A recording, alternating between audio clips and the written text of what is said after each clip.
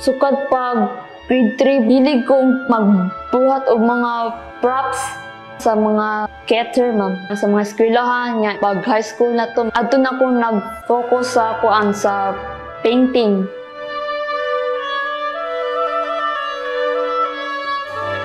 Kita sa internet, yan, kuan ko sa iyong page, ma'am, stock ko.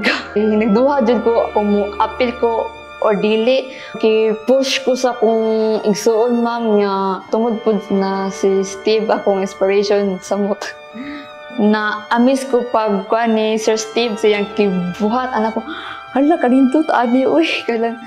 Isa sa ganahan ko makakita ni Sir Steve, lipay ko, ma'am, pagkuhan ako na nadawat ko na di ko katuo ato, ma'am. Nakaingon ko na murag dili mong guro ko fit ari uy kay kuan padira ko di pa kay ko maayo jud, ma'am. Nakulbaan, ma'am, pero nakuan jud ko, ma'am, na lipay kayo, ma'am, kayang ang kuan siya sa akong gibuhat niya sa akong mga sayop ilagi kuan.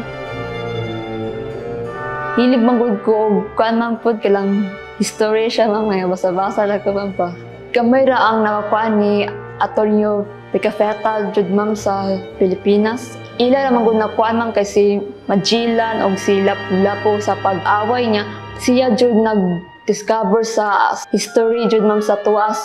Ma'am, nakakuan ko, ma'am, ng si Antonio Picafetta jud, ma'am, pinaka-importante na sa study sa Pilipinas. Fit na kay siya sa kuan ko, ma'am, sa event.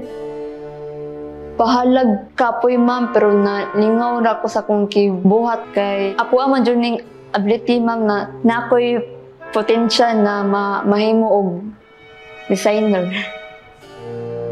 I am Edeline Ibaez Enot, one of the mentees for the Kasaulugan Art Program of the Kabilin Center.